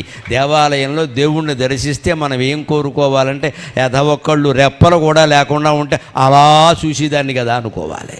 రెప్పపాటు అడ్డమే కదా. మరి తెలుగులో ఓ సామెత ఉంది చూడండి, ఆయన సంగీతం అంటే చెవి కోసుకుంటాడంటారు. ఇది అర్థం అలా ఎవరికి? చెవి కోసుకోవడం ఎందుకంటే శుభ్రంగా వినొచ్చు కదా, చెవి కోసుకుంటే వినపడదు కదా. కానీ అదొక జాతీయం. ఆయన సంగీతం అంటే చెవి కోసుకుంటాడండి, ఉపన్యాసం అంటే చెవి కోసుకుంటాడండి. ఎందుకు కోసుకోవడం? ఎందుకంటే ఒకటి సంగీతం వింటూ ఉంటే ఎంఎస్ సుబ్బలక్ష్మి గారు లాంటి ఆవిడ పాడుతూ ఉంటే వేదిక మీద వింటున్నవాడికి ఒకటి కనిపించిందిట, ఈ చెవికి ఇలా వంకరగా ఉండడం వల్ల, దీనికి డొప్పలు ఉండడం వల్ల, ఇలా గింగిర్లుగా ఉండడం వల్ల సరిగ్గా వినపట్లేదు నాకు, ఇది కోసేసుకుంటే డైరెక్ట్గా పెడుతుంది కదా అనుకున్నాడు. అది చెవి కోసుకోవడం. ఒక్కొక్క జాతీయం వెనకాల అంత కథ ఉంటుంది. చెవి ఎందుకంటే కోసుకోవడం, కానీ చిత్రం ఏంటంటే అలా కోసుకుంటే అసలు వినపడదు. భగవంతుడు ఈ చెవి దానికి వంకర టింకర డొప్పలు ఎందుకు పెట్టాడంటే ఆ సౌండ్ అలాగే వెళ్ళాలి, నేరుగా వెళ్ళకూడదు. యువకుల కోసం చెబుతున్నా, ముఖ్యంగా యువకుల కోసం చెబుతున్నా. బండి మీద పెడుతూ కూడా 2 కాడలు లోపల పెట్టుకుంటున్నారండి. మీకు 2 ఏళ్లలో చెవుడు ఖాయం, 2 చెవులు వినపడకుండా ఉండడం ఖాయం. ఎప్పుడూ ఫోన్ సౌండ్ కానీ పాటల సౌండ్ కానీ చెవులోకి నేరుగా వెళ్ళకూడదండి. ఫోన్లో పాటలు వినేవాళ్ళు కూడా ఫోను పక్కన పెట్టుకోవాలి, కొద్దిగా 1 గజం దూరమైనా ఉండాలి, వినపడుతుంది పర్వాలేదు. అందుకని ఇలా పెట్టేసుకుని వినకూడదు. దానికి ఒక చిన్న తోటకూర కాడోటి పెట్టి లోపల దోపేస్తున్నారు దాన్ని. పైగా వీడు బండి మీద పెడతాడు, 2 కాళ్ళు ఉంటాయి, వెనకాల వాడు ఆర్నేసినా వీడికి వినపడదు. ఏమిటి ఎంత ప్రమాదం అది! రోడ్డు మీద ప్రమాదం ఒకటి, మనిషికి ప్రమాదం ఏంటంటే చెవులు వినపడవండి. ఇంకా ఆ సౌండ్ నేరుగా లోపలికి వెళ్ళకూడదు, అలా కర్ణభేరి పగిలిపోతుంది. భగవంతుడు కర్ణభేరి పెట్టాడు, చాలా సున్నితంగా ఉంటుంది అది. దాని పక్కన ఇంకా 4-5 నరాలు పెట్టాడు, డ్రమ్స్ అంటారు, అది ఎలా మోగుతూ కదులుతూ ఉంటాయి శబ్దం వినపడినప్పుడు. ఈ పక్కన డొప్పలు పెట్టాడు, అంటే బయట నుంచి వచ్చినటువంటి సుబ్బలక్ష్మి గారి పాట ఇలా గింగిర్లు తిరిగి సరళమై పల్సనై నీళ్లగా ద్రవంలా మారి అలా లోపలికి గడుతుంది. అప్పుడు నీకు వినిపిస్తుంది. అలా వింటే ఎన్నేళ్ళు విన్నా చెవుడు రాదు. నేరుగా వింటే ఇబ్బంది కాదు కదా, అందుకే చెవి కోసుకోవడం అని వచ్చింది. ఒకడు అనుకున్న టమాయకంగా ఈ డొప్పలు ఉండడం వల్ల నాకు సరిగ్గా వినపట్లేదు, మొత్తం కోసేసుకుంటే నేరుగా వెళ్ళిపోతుంది, నేరుగా ఏం వెళ్ళదు, చెవుడు వస్తుంది. అలాగా కొంతమంది భక్తి ఉన్నప్పుడు ఏమనుకుంటారంటే రెప్పలు మనకు అడ్డంగా ఉన్నాయి, రెప్పలు కూడా లేకుండా ఉంటే భగవంతుడిని అలా చూడగలం కదా. నిజంగా రెప్పపాటు పడినా మనకి తెలియకుండానే పడుతుంది కదండి. మనకేమైనా తెలుసా? లెక్క పెట్టామా? ఒక్కసారి అమ్మవారిని చూడండి, పసుపు ముద్ద మీద పచ్చని రంగులో మెరిసిపోతూ ఉంటుంది ఆవిడ ముఖము శరీరము కూడా. మిసిమి కుంకుమరేఖ, శ్రీ వెంకటేశ్వర స్వామి అమ్మవారి యొక్క గడ్డం పట్టుకుని లాలిస్తూ బుజ్జగిస్తూ తీర్చిదిద్దుతూ పెట్టినటువంటి కుంకుమ రేఖ అది. ఆయన స్వయంగా ఆవిడకి తిలకం దిద్దుతాడమ్మా, అది ఆవిడ అదృష్టం, ఆవిడ అదృష్టం. అది కూడా ఆ గడ్డం ఇలా మెత్తగా ఉన్న చోట ఇలా పట్టుకుని లక్ష్మి ఇటు తిరుగు, లక్ష్మి ఇటు తిరుగు అని కుంకుమ దిద్దుతాడు. అలాగా అప్పుడప్పుడు భర్తలందరూ భార్య నుదుట కుంకుమను అలా దిద్దండి, దాని ప్రయోజనాలు వేరుగా ఉంటాయి. అనుభవం మీద చెబుతున్నాను. పాపం భర్తలు ఏమంటారంటే కుంకుమ బొట్టే పెట్టుకోకపోతే ఏం దిద్దమంటారండి అంటాడు. వెంటనే మరి పెట్టుకుంటే కదా, ఓ బెళ్ళ అంటించుకుంటున్నారు, బెళ్ళ ఏం దిద్దుతో పీకేయాలి పట్టుకుని. భార్య కుంకుమ బొట్టే పెట్టుకోవాలి, అది అప్పుడప్పుడు చెమట గారుతూ ఉండాలి, పక్కకి జరుగుతూ ఉండాలి. భర్త చక్కగా ఆ చుబుకం పట్టుకుని అలా నెమ్మదిగా ఇలా దిద్దాలి. అది దాంపత్యం అంటే అది. అప్పుడు దాంపత్యం కలకాలం ఉంటుంది. పొరపాటును కూడా వేరే మాట అభిప్రాయ భేదాలు సర్దేసుకుంటారు వెంటనే. ఇంత ప్రేమించే భర్త 10 మందిలో అయినా చేయించి పని, 10 మంది చూస్తుండగా కూడా భర్త పని చేస్తే ఆ ఇళ్ళకి మంచి ప్రౌడ్ఫుల్ గర్వంగా, మా ఆయన చూసుకో సర్వీసు, ఎంత గర్వంగా ఉంటుందండి భర్తని చెప్పుకోవడానికి. అందుకని నేను వెళ్ళిపోతున్నా నువ్వు రా అంటే వెనకాల ఎప్పుడు వస్తుంది ఆవిడ చూసుకోవాలి, వెనకాల వస్తుందో లేదో. అలా ఉంటేనే కదా దాంపత్యం. వెంకటేశ్వర స్వామి ఎంత ప్రేమిస్తాడు లక్ష్మీదేవిని అంటే ఆయన గడ్డం దగ్గర ఇలా పట్టుకుని ఇలా పక్కకి ఇలా బొగ్గ ఇలా పక్కకి తీసి ఆ పైన నుదుట కుంకుమ రేఖ, ఆ రేఖ ఆయన తీర్చిదిద్దుతాడమ్మా. ప్రతిరోజు కూడా విష్ణు పురాణంలో ఉంటుంది ఈ విషయం. అంత ప్రేమ ఉండబట్టి ఆవిడ నిత్యానపాయని, ఎప్పుడు ఆయన్ని విడిచిపెట్టి పుట్టింటికి కాదు ఎక్కడికి వెళ్ళడానికి ఆవిడ ఇష్టపడదు. పాల సముద్రానికి కూడా లక్ష్మీదేవి మళ్ళీ వెళ్ళినట్టుగా ఎక్కడ పురాణాల్లో లేదు. అంత ప్రేమించే భర్త ఉన్నాడు కాబట్టి. పసుపు ముద్ద మీద మిసిమి కుంకుమ రేఖ, అది ఎలా ఉంటుందంటే ధ్యానం చేసే వాళ్ళకి అర్థమవుతుంది. ఆధ్యాత్మికమైన తత్వం చెబుతున్నా. బయటికి కనిపించేది పసుపు ముద్ద లాంటి ముఖం, దాని మీద కుంకుమ రేఖ, అది ఎలా ఉంటుందంటే ధ్యానముద్రలోన దైవదీప్తి. అవకాశం ఉంటే పొద్దున్న అరగంట, సాయంత్రం అరగంట మీ ఇంట్లోని మీరు ఎక్కడైనా పద్మాసనం వేసుకుని కూర్చుని మనస్సుని లోపలికి మళ్ళించి కళ్ళు మూసుకుని ధ్యానం చేయండి. అదృష్టం బాగుంటే అమ్మవారి నుదుటి మీద వెలుగుతున్న కుంకుమ రేఖ మీ కళ్ళ ముందు ప్రత్యక్షం అవుతుందమ్మా, ప్రత్యక్షం అవుతుంది. ధ్యానం అనుభూతి అంటే అర్థం అది. ఆ నిష్ఠ కుదిరితే లక్ష్మీదేవిని ధ్యానిస్తే లక్ష్మీదేవి, వెంకటేశ్వర స్వామిని ధ్యానిస్తే వెంకటేశ్వరుడు, శివుణ్ణి ధ్యానిస్తే శివుడు, కుమారస్వామి అయితే కుమారస్వామి. మీరు ఏ దేవుణ్ణి ధ్యానిస్తే ఆ దేవుడికి సంబంధించిన చిహ్నం ఉంటుంది కదా, శంఖమో చక్రమో కుంకుమ బొట్టు ఏదైనా సరే. లక్ష్మీదేవికి చిహ్నం అంటే కుంకుమ బొట్టే, అది కనిపిస్తుంది. అందుకే నేను ఈ పద్యంలో ఉన్నా. ధ్యానముద్రలోన దైవదీప్తి. అపారమైన గాఢమైన ధ్యానంలో ఉన్నవాడికి ఎదుట దేవుడు దర్శనమిచ్చినట్టుగా నీ కుంకుమ రేఖ కనిపిస్తోందమ్మా. ముఖము చూచినంత ముక్తి గల్గును తల్లి, ముఖము చూచినంత ముక్తి గల్గును తల్లి, వెంకటేశు తరుణి విశ్వభరణి. ఇప్పుడు మనం కోరుకోవలసిన ఇంకొక మాట, ఇంత ధ్యానం కుదరాలి అంటే ఎలా కుదురుతుంది? కుదరకుండా ఉండడానికి అడ్డం వస్తున్నది ఇది మనస్సు. మనస్సులో ఎందువల్ల అడ్డాలు వస్తున్నాయి? 6 శత్రువులు ఉంటారు ఎప్పుడూ మనస్సులో మనకి. కామం, క్రోధం, లోభం, మోహం, మదం, మాత్సర్యం. మనసు వనములోన మద మత్సరములు, క్రోధ లోభములను క్రూర మృగములు ఎన్నో కలవు తల్లి ఎప్పుడు వేటాడేదో, ఎన్నో కలవు తల్లి ఎప్పుడు వేటాడేదో, వెంకటేశు తరుణి విశ్వభరణి. అది అమ్మవారిని ప్రార్థన చెయ్యాలి. మన మనస్సులో ఉండే కోరికలని, క్రోధాలని, లోభాన్ని, మోహాన్ని జయించడం మన వల్ల అయ్యేది కాదు. ఏదో వస్తూనే ఉంటాయి. 6 ఉన్నారు అనుకోకండి, 6 ఉన్నారంటే జయించడం కష్టం. పాకిస్తాన్ వాడితో యుద్ధం కాబట్టి దెబ్బ కొట్టి బారేసాం. అదే అమెరికా వాడితో, చైనా వాడితో అయితే వేరుగా ఉండేది పరిస్థితి. అంటే మన మనస్సులో శత్రువులను జయించడం పాకిస్తాన్తోనూ బంగ్లాదేశ్తోనూ యుద్ధం కాదండి, చైనాతో యుద్ధం, అది అమెరికాతో యుద్ధం. అది చాలా జాగ్రత్తగా చేయాలి. చాలా పై చెయ్యి కావాలంటే చాలా కష్టం. దానికి భగవంతుడు సహాయం మనకు కావాలి. అందుకని అమ్మవారిని ఏం ప్రార్థన చేయాలి? మనసు వనములోన మద మత్సరములు, క్రోధ లోభములను క్రూర మృగములు ఎన్నో గలవు తల్లి ఎప్పుడు వేటాడేదో. అమ్మవారిని ఒక బోయవాడి భార్యలాగా, వేటగాడి భార్యలాగా వేటకి రామ్మ. వేటాడే వాళ్ళకి మృగాలు కావాలి కదా. నా మనస్సులో కామం, క్రోధం, లోభం, మోహం, మదం, మాత్సర్యం అనే 6 మృగాలు ఉన్నాయి. పైగా ఎంత చంపినా ఎప్పటికప్పుడు మళ్ళీ పుడుతూ ఉంటాయి. హాయిగా వేటాడుకోవమ్మా, నీకు బోళ్ళు మృగాలు దొరుకుతాయి, నీకు సరదా తీరుతుంది, నా మనస్సు పరిశుద్ధం అవుతుంది అని అమ్మవారిని ప్రార్థన చేయాలి మనం. అవి పోగొట్టమని అడగాలి. అలా అడుగుతూ ఉంటే నాకు కోపం తగ్గాలి, నాకు కోపం తగ్గాలని దేవుడి ముందు 10 సార్లు అన్నాం అనుకోండి, అన్నందుకైనా తగ్గుతుందా తగ్గదా? అంచేది నా మనస్సులో కామక్రోధ లోభమోహ మదమాత్సర్యాలని ఎన్నో ఉన్నాయి. ఆలోచించండి, ఇన్ని లేవు నిజానికి. 6 ఉన్నారంటే కష్టం. 6 ఏం లేవండి. కామం అంటే కోరిక, ఆ కోరిక తీరకపోతే వచ్చేది క్రోధం, ఆ కోరిక నాకే తీరాలి అనుకోవడం లోభం, ఆ కోరిక తీరకపోతే నేను బతకలేను అనుకోవడం మోహం, ఆ కోరిక నాకే తీరిందని గర్వించడం మదం, ఆ కోరిక నాకు తీరకుండా ఇంకోరికి తీరిందని బాధపడడం మాత్సర్యం. వెరసి కోరికే మన శత్రువు, కోరికే మన శత్రువు. 6 శత్రువులు లేరు, ఉన్నది ఒకటే. ఆ ఒక్కటి తొలగించమని ఆవిడనే అడగాలి. అడిగితే నేను ఎత్తి మీద తేలుందంటే నీ చేత్తో తీసేయమన్నట్టు ఎవడో, అంతే లెక్క. కుడితే ఆవిడకే కుడుతుంది, మనకే. ఎందుకంటే ఈ సృష్టి అంతా మనం ఏమైనా చేయమన్నావా? మనం ఏమైనా అడిగామా? మనిషిగా పుట్టించమని కోకటపల్లిలో పుట్టించు, నిజాంపేటలో పుట్టించని మనం ఏమైనా అడిగామా? మనం అడగలేదు కదా. మనం పుట్టించమంటే మనం ఏమంటాం? నందనవనంలో పారిజాత వృక్షం కింద పాలు తాగేవాళ్ళే పుట్టించమని చెబుతాం. ఈ కోరిక ఎందుకు కోరతామండి ఇక్కడ? మరి ఆయనే పుట్టించాడు కదా.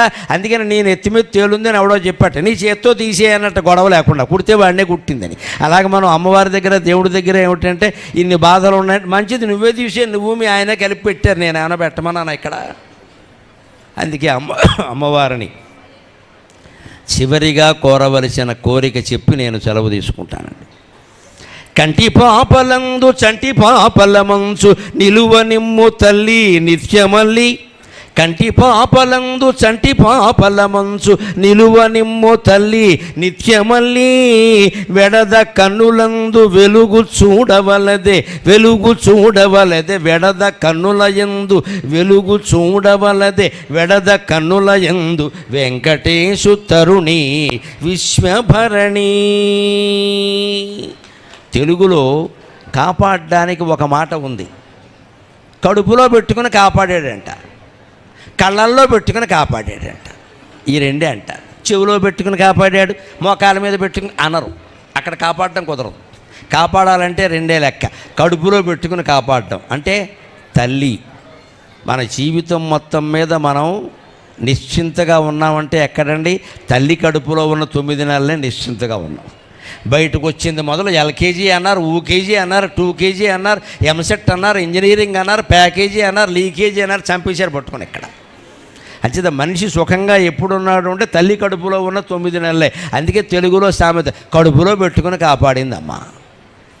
అలాగే అమ్మవారిని అలాగే కళ్ళల్లో పెట్టుకుని కాపాడడం అంటారు. అంటే కళ్ళు కూడా రెప్పపాటు కూడా వేయకుండా కాపాడడం, జాగ్రత్తగా చూసుకోవడం. పిల్లాడికి జ్వరం వచ్చిందనుకోండి, అమ్మ రాత్రి కొంచెం జాగ్రత్త అని డాక్టర్ గారు చెప్పారనుకోండి, తల్లి ఏం చేస్తుంది? తండ్రైనా విసుగొచ్చి కొంచెం పడుకుంటాడేమో కానీ తల్లి పడుకోదండి, ఆ మంచం దగ్గరే కూర్చుంటుంది అక్కడే. అదే కళ్ళల్లో ఒత్తులు వేసుకుని కాపాడారు అనేవారు పూర్వం. ఒత్తులంటే వెలిగే ఒత్తులు, నిద్ర రాకుండా. నిద్ర వచ్చేవాడు ఎదురుగా దీపం పెట్టామనుకోండి నిద్ర రాదుగా.